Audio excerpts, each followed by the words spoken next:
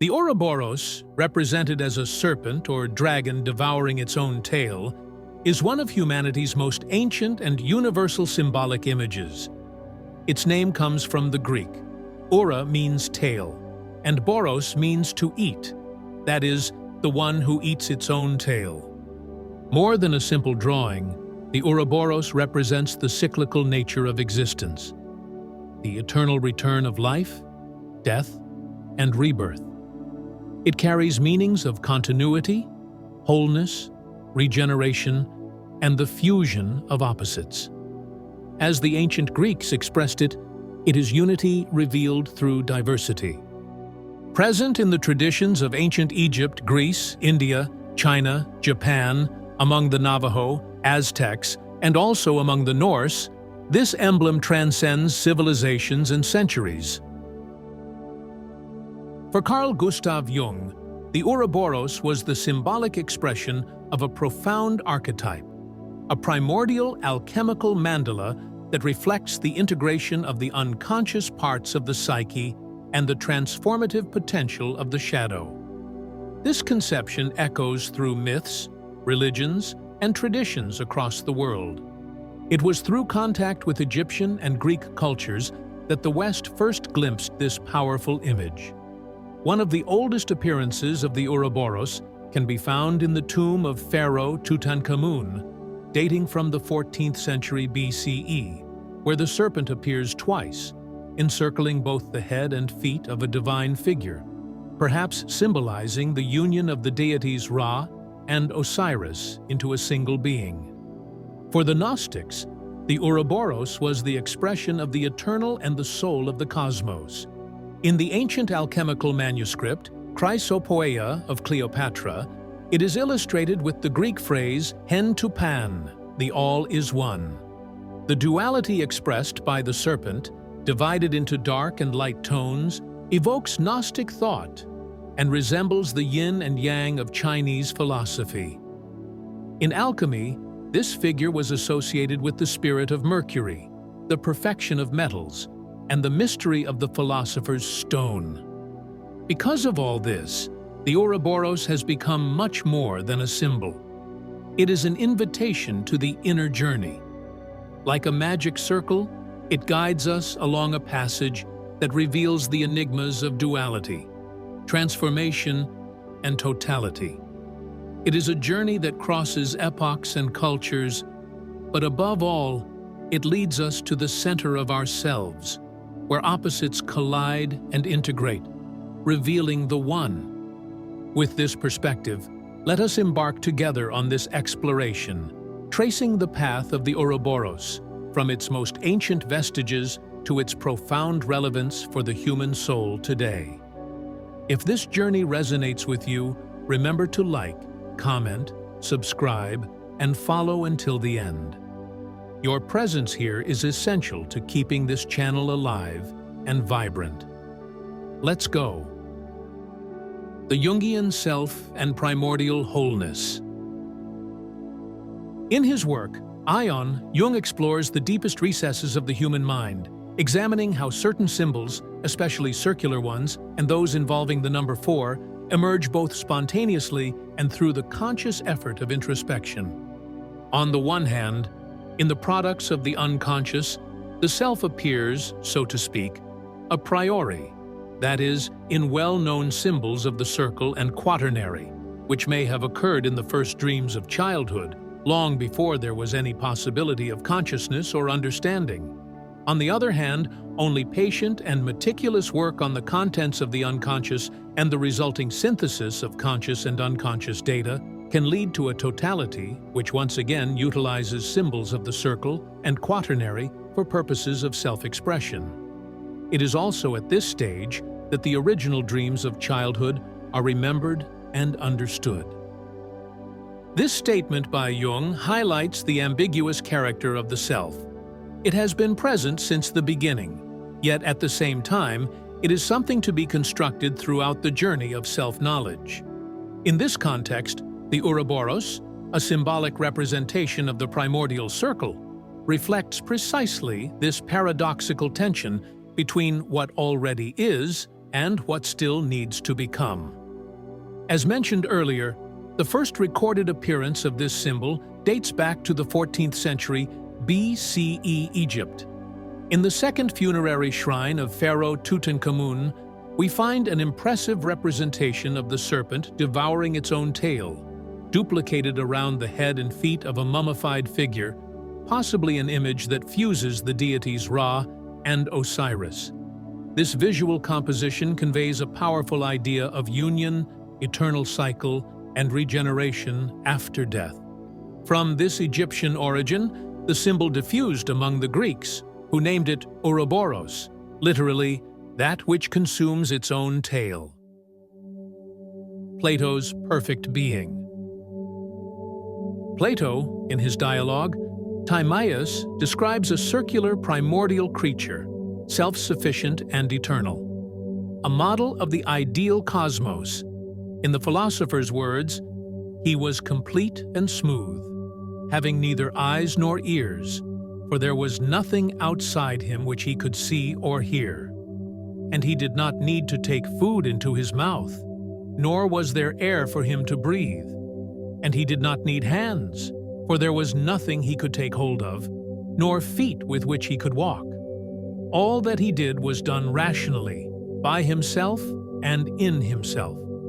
And he moved in a circle, revolving within himself, which is the most intellectual of movements.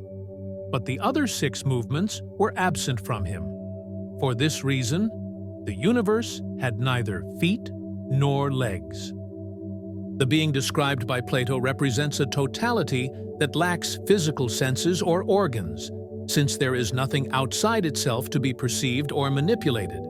It is complete by itself, closed in a cycle of perfection. This absence of sensory organs refers to an existence beyond empirical experience, an undivided reality where there is no separation between subject and object. In other words, a form of consciousness where duality has been overcome. The Ouroboros symbolizes a closed, self-sustaining system that feeds and transforms itself from within. It needs nothing external. It is eternal, not by living forever in time, but by escaping linearity, operating in a perpetual cycle. Its absence of arms and legs reinforces this point. There is no action directed outward, for there is no outside. The movement it performs, revolving upon itself, is the maximum expression of inwardness and autonomy. It is as if Plato were telling us that the universe, or the total being symbolized by this creature, does not move, but is nonetheless in constant activity. It revolves eternally within itself, a paradox that challenges our common logic. This archetype also echoes the alchemical search for the philosopher's stone, the emblem of cyclic transformation and the fusion between opposites. It is interesting to note that in Platonic thought, this entity does not act by instinct, but by reason. Its constant rotation is not just a physical movement, but the expression of a superior rational order, a cosmic dance that embodies the Greek logos, later reinterpreted in religious contexts. The circular form, a symbol of completeness and reconciliation between extremes, encapsulates not only the cyclic time of seasons and nature, but also the inner cycles of the human soul. Despite its completeness, this entity does not move in the 6 classic directions of 3-dimensional space: up, down, front, back, left, and right, which reinforces its independence from any linear displacement. For this very reason, the absence of legs or feet becomes coherent. In Timaeus, Plato presents the cosmos as a living being that moves rationally in cycles. The Ouroboros, which often represents this universe, operates on a plane beyond the physical, situated in a higher sphere where spatial limitations cease to be relevant. This ancient serpent, in turn, expresses the totality and perfection of the universe, embodying the essential contrasts of existence. Gnosis and the alchemical opus. Centuries later, The symbol was reinterpreted by the Gnostics, a mystical branch of Christianity that emerged in the 1st century, who further broadened its symbolic charge. In the Gnostic treatise Pistis Sophia, the Ouroboros appears as a dragon divided into 12 parts, enveloping the world with its tail in its mouth, in a clear reference to the 12 signs of the zodiac and the continuous flow of time. Within this vision, the Ouroboros represented the illusion of the material world, which the Gnostics saw as imperfect or evil, and the struggle of the divine spark enclosed in the body to free itself and return to the sphere of light. However, it was in the universe of alchemy that this symbol found a central place as a philosophical and psychological representation. Alchemists, committed to achieving the great work, both in the sense of transmuting base metals into gold and achieving inner enlightenment, united chemical practices with spiritual speculations. Within this symbolic framework, the Ouroboros held a prominent role because it illustrated the cyclic nature of existence, the interdependence between opposites, and the continuous process of dissolution and recomposition that underpinned the alchemical art. This symbol, linked to the formula solve et coagula, dissolve and reunite, embodied the spiral movement of inner transformation that would culminate in the attainment of the philosopher's stone, a mythical substance capable of promoting both physical transmutation and spiritual transcendence.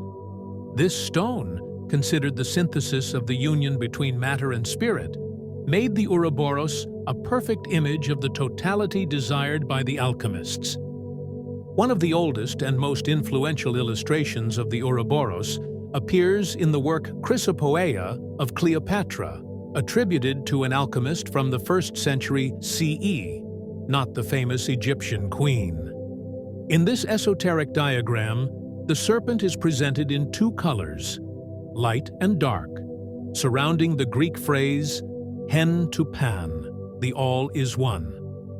The contrasting colors represent the essential duality of reality, light and shadow, life and death, feminine and masculine, while the inscription reinforces the unity that transcends these polarities. For the alchemists of the Middle Ages, the Ouroboros was more than a graphic symbol. It summarized the entire circular logic of alchemy, expressing the fusion between opposites, matter and spirit, heaven and earth, macrocosm and microcosm. It was the representation of the prima materia, the primordial substance from which everything emerges, and, at the same time, an allegory of the alchemist's inner search toward psychic and spiritual unification. Jung and the archetype of the self. Carl Gustav Jung, in his studies on alchemy and depth psychology, further developed this symbolic understanding. For him, the Ouroboros expressed elementary and recurrent psychic impulses, being an archetype of the collective unconscious, a universal image that springs from the deepest layers of the psyche. In his words, the alchemists, who in their own way knew more about the nature of the process of individuation than we moderns do, expressed this paradox through the symbol of the Ouroboros. It symbolizes the one which proceeds from the clash of opposites, and therefore constitutes the secret of the prima materia, which, without doubt, emanates from the human unconscious. Thus, as we follow the millenary trajectory of the Ouroboros, we realize that this symbol, despite its visual simplicity, carries an immense philosophical density. It has always served as a symbolic reflection of human perceptions of reality and identity itself. It is an archetypal image that connects us to the most remote origins of consciousness and simultaneously points toward our inner development. As the Pistis Sophia indicates, confronting the Ouroboros is initiating an archetypal and transformative journey toward the essence of the self, a deep dive into the interior of the soul, from which we emerge renewed. Cosmic boundary and alchemical key. In the Gnostic text, Pistis Sophia, we find a powerful image of the cosmos through the symbol of the Ouroboros. Jesus, however, answered and said to Mary, "The outer darkness is a great dragon, whose tail is in his mouth, and he is outside the whole world and surrounds the whole world." This description configures the Ouroboros as the final frontier of the material universe, a serpentine boundary that embraces and circumscribes all creation. It marks the division between the physical world and the immaterial domain of the spirit, serving as a passage line to the beyond of the perceptible. The metaphor of the serpent devouring itself is a powerful representation of the cyclic nature of the cosmos, evoking a self-sufficient totality with Platonic resonances. It is, at the same time, a symbol of the prison and the liberation that matter imposes, the duality between containment and transcendence. The Greek alchemist Olympiodorus, active between the 5th and 6th centuries CE, deepens this celestial view of the Ouroboros, as mentioned by Jung in Mysterium Conjunctionis. Olympiodorus mentions it as the most secret angel, as the Ouroboros, or heaven, which is why it later became a synonym for Mercury. By equating the Ouroboros with heaven and the god Mercury, a changeable and mediating figure, Olympiodorus highlights its spiritual role. The serpent becomes a link between worlds, connecting the earthly and the ethereal planes. Mercury, as an alchemical guide, represents the fluidity of transformation, and the Ouroboros here assumes a profound alchemical function, the transition between dimensions and states of being. At another point, cited by Jung in Mysterium Conjunctionis, the Rosarium describes how the Ouroboros is formed through an inner alchemy. The preceding passage says that the residual body called Earth should be reduced to ashes from which the tincture is extracted by means of water. Then, join its head and tail. This process symbolizes a purification of the raw material, its reduction to an essential state, and subsequent recompensation into a new unity. The union between the head and the tail alludes to the closing of a cycle, the complete integration of opposites, and the consummation of the great work. Here, the Ouroboros becomes more than a metaphor. It is the secret essence of alchemy, the arcane substance, the key to universal mutation, the much-sought philosopher's stone. Further on, in Pistis Sophia, another intriguing fragment emerges, expanding the cosmic dimension of the narrative. "And the likeness of a child was on the back of the moon, and guided the dragons while they stole the light from the archons, while a cat's face was in front of her. And all the world and the mountains and the seas fled to the left, to the west. And Jesus with his disciples remained in the middle, in an airy place, on the paths of the middle way, which is below the sphere.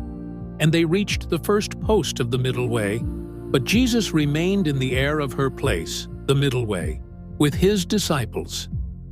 In this passage, enigmatic figures emerge: the child behind the moon and a feline face in front, leading solar and lunar dragons that subtract light from the archons.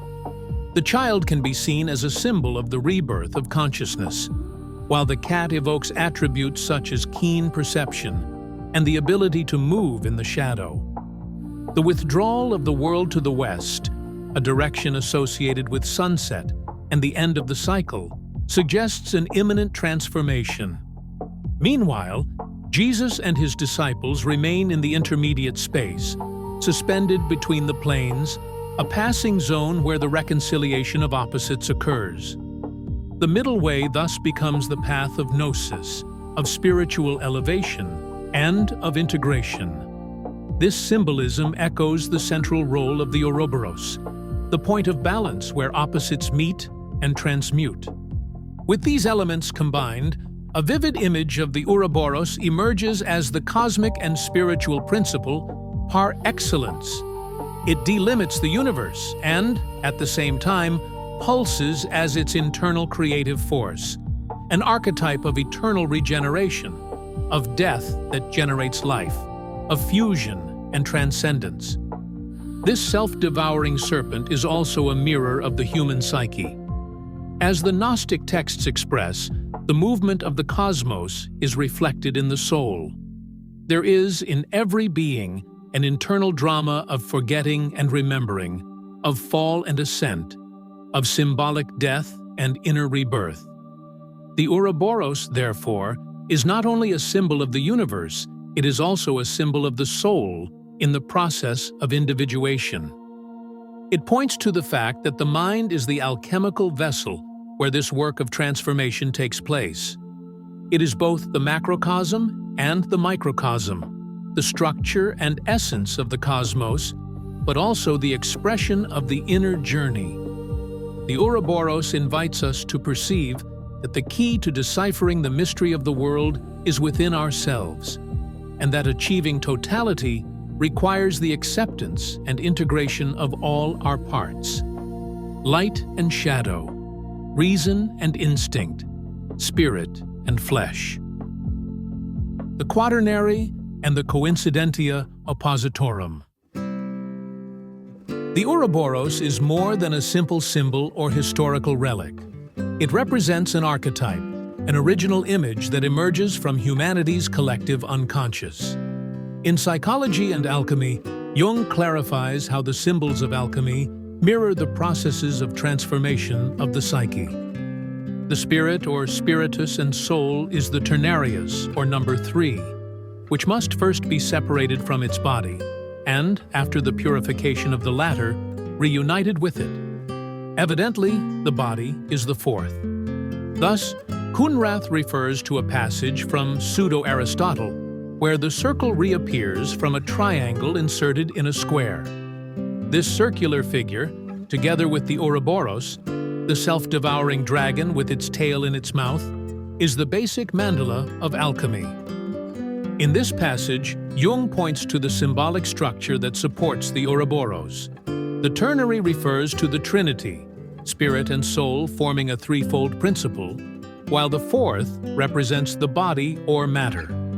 Heinrich Kunrath, an alchemist of the 17th century, interprets writings attributed to Pseudo-Aristotle, showing how the circle, totality, is the result of the union between the triangle spirit and the square matter. This geometric chaining from the triangle to the square and finally to the circle mirrors the process of individuation, the path of inner integration towards psychic totality, just like the alchemical search for the philosopher's stone. As Jung already emphasized, the Ouroboros is described as the basic mandala of alchemy, that is, a structuring symbol of inner transformation. The term mandala, which in Sanskrit means circle, refers to sacred diagrams that Jung interpreted as visual expressions of psychic totality. The Ouroboros, therefore, transforms into a symbolic map of the path toward inner integrity, a journey that belongs to all of us. Salt, sorrow, and wisdom. In Mysterium Coniunctionis, Jung analyzes the alchemical substance of salt and its relationship with the Ouroboros. The dark nature of salt accounts for its blackness and fetid smell. In the dissolution of living bodies, it is the last residue of corruption, but it is the primordial agent in generation. Mylius expressly identifies salt with the Draco, dragon, or Ouroboros. This paradoxical interpretation reveals that alchemists saw the Ouroboros as the embodiment of the fundamental duality of existence. Destruction and creation coexist in the same figure. Salt, apparently a byproduct of death, also holds within itself the promise of regeneration. The fetid smell symbolizes degradation, but its role as the primordial agent in generation highlights its renewing power. Michael Mylius, an alchemist of the 17th century, directly associates salt with the Ouroboros, recognizing both as expressions of an eternal cycle of death and rebirth. Jung further expands the symbolism of the Ouroboros, connecting it to other serpentine archaic figures. We have already mentioned its identification with the Sea of Typhon. Thus, one can easily identify it with the sea monster Leviathan. At any rate, there is a curious relationship between salt and Leviathan in Abraham Eliezer, who says with reference to Job 40:15, "For Behemoth is a wild ox that the highest has salted with Leviathan, and preserved for the world to come, evidently as food for the inhabitants of paradise, or whatever the world to come may mean." Here, Jung draws parallels between the Ouroboros and the sea monsters of Jewish and Egyptian mythologies. The Sea of Typhon alludes to the chaos represented by Set, the destructive Egyptian deity. Leviathan, in turn, appears in Hebrew scriptures as a primordial aquatic monster, while Behemoth would be its terrestrial counterpart. The quote from Abraham Eliezer, a likely pseudonym of an alchemical author, suggests that these chaotic forces will be transmuted and integrated in the world to come as symbolic food for a new humanity. This pattern shows how the serpent archetype resurges in various cultures and symbolic systems. The duality inherent in the serpent, the symbol of the Ouroboros, is further emphasized when Jung writes, "Another terrible aspect of salt is its relation to the malefic Saturn, as suggested by Grashof in that passage about the white dove and the philosophical lead." Speaking about the identity between the sea and salt, Vigenerus points out that the Pythagoreans called the sea the tear of Kronos because of its bitter salinity. Due to its relation to Typhon, salt is also endowed with a killing quality, as we saw in the chapter on sulfur, where salt inflicts an incurable wound on sulfur. This offers a curious parallel with the wound of Amfortas by Kundry in Parsifal. In the parable of sulfur, salt plays the sinister role of the new moon of Luna. As a natural product, salt contains both good and evil. Being the sea, it is the mother of all things. Being the tear of Kronos, it is bitterness and sorrow. Being the dross of Typhon, it is the foam of the sea. And being the clear water, it is sapientia itself. The symbolic layers here are so dense that they almost cause an internal tension. Let's start with what jumps out. The malefic Saturn cited refers to the Saturn of astrology, a planet that carries the attributes of limitation, finitude, and the passage of time. In the 17th century, the alchemist Johannes Grashof made an association between this force and salt. Similarly, philosophical lead is a reference to the metal that, within alchemy, corresponds to Saturn. The Pythagorean idea of the ocean as being the tear of Kronos, as reported by Porphyry in Life of Pythagoras, establishes a link between archaic time, Kronos, the Greek Saturn, and the salty waters of emotion. Salt thus acquires a new dimension. It becomes the materialization of cosmic suffering. Blaise de Vigenère, a diplomat and French alchemist of the same period, also addressed this symbology. In his treatise on fire and salt, Traité du feu et du sel, he wrote, "Now we know that there are men, victims, fire, and salt. This can be reduced to two categories: men and victims, salt and fire." The structure proposed by Vigenère, a division between elements of transformation, salt and fire, and the agents that undergo this transformation, men and victims, configures an alchemical quaternary. It is a symbolic composition of 4 parts, reflecting a complete cycle of mutation. The quaternary, incidentally, was identified by Jung as the essential framework for psychic integration, the path toward inner totality. Thus, the Ouroboros transcends the mere cyclic symbol. It comes to represent an integral model of transmutation over time, an alchemical journey in which primordial sorrow, the tears of Kronos, crystallizes into salt, is preserved, and finally elevates to the condition of wisdom, sapientia. Jung also brings up an image taken from Alchemy, a narrative where salt inflicts an incurable wound on sulfur. This wound directly refers to the drama of Amfortas in Wagner's Parsifal, an open injury that never heals, a poignant symbol of spiritual and psychic pain. Salt, due to its lunar side, linked to impermanence and introspection, embodies a destructive element. In the conclusion of this excerpt, Jung expresses the paradoxical nature of salt, which also applies to the Ouroboros itself. It is, at the same time, the mother of all things, Genesis, bitterness and sorrow, pain, the dross of Typhon, disorder, and Sapientia itself, enlightenment. Sapientia here designates sacred wisdom in its feminine form, bringing the symbolism of salt closer to spiritual realization. This multiplicity of meanings echoes again the quaternary structure, the quaternio, which Jung saw as the underlying model for complete psychological transformation processes. All these symbols dialogue with each other, pointing to the reconciliation of opposites, a concept the ancient Greeks called sympathia ton holon, the secret harmony between all things, a central idea in both alchemy and Jungian psychology.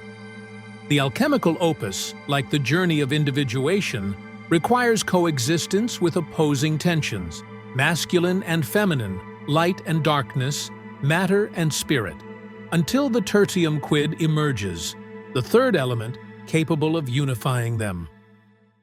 The archetype of the self. The Ouroboros, as an archetype, manifests spontaneously in myths, dreams, and artistic expressions throughout human history. It symbolizes what Jung and the alchemists called prima materia, the primordial substance of both the universe and the human soul. When this self-biting serpent appears in visions, dreams, or creations, we are connecting to this profound energetic origin, the very energy of Kundalini. Unlike purely intellectual concepts, archetypes act as emotional forces of transformation. The Ouroboros activates internal cycles in our psyche. It forces us to face both our origins and our destinies, revealing the eternal return between death and rebirth, necessary for psychological growth. Within Jung's psychology, the process of individuation, the realization of a full identity, depends on the encounter with archetypal contents of the unconscious. The Ouroboros marks the extremes of this journey. First, as a symbol of the undifferentiated unconscious from which we emerge, and finally, as a representation of restored unity after we integrate the fragmented parts of our being. From this perspective, the Ouroboros becomes an image of the self, the center and totality of the psyche, according to Jung, which orchestrates the path of individuation. Its circular form evokes the mandala, the sacred symbol of psychic wholeness. When it appears in dreams, active imagination, or visions, the Ouroboros indicates that the self is manifesting, inviting the ego to face the numinous, the living sacred. This is the central mystery that the symbol proposes us to experience. Absolute paradox, vibrant totality, the self. This encounter transcends moral categories. It deals with instinct, archetypal image, living matter, and spirit. To relate to the Ouroboros is to accept the challenge of completeness, what Nicholas of Cusa called Coincidentia Oppositorum, the union of opposites, the essence of the soul, Eis D, divine flux, the confluence of mysteries. Facing the self is a journey that includes horrors we may never have dared to imagine. It requires courage, resilience, and willingness to penetrate the unknown regions of the self. The Ouroboros, as an emblem of the unconscious, points to both the abysses and the treasures of this journey. Just as the hero must face the dragon to reach the gold, we must also confront the shadow and resist the seduction of unconsciousness. But there is wisdom even in touching these shadowy waters, or at least casting the hook into them, because plunging in completely can cost too much. Is the prize worth the risk? I would bet my existence on it. In the symbol of the Ouroboros, we reconnect with the archetypal ground from which all life springs. We reclaim our cosmic ancestry, entering the continuous flow of death and renewal. We discover, as Jung said, the one that is born from the clash between opposites, the self, which is simultaneously the central point and the vibrant periphery of our being. Therefore, as we deepen our understanding of the Ouroboros symbolism, we must remember that, in its essence, it represents the self itself, the divine spark that dwells within us. Ultimately, this is what it invites us to experience, the fundamental mystery, as the alchemists said, del Coincidentia, with God's permission, that we may find the one that pulsates in the core of all things, the self, which is the alpha and omega of the journey toward wholeness. The alchemical struggle and the goal. The ancient alchemists, endowed with an intuitive and symbolic understanding of the process of individuation, often more refined than our modern approach, represented this paradoxical journey through the Ouroboros, the emblem of the serpent devouring its own tail.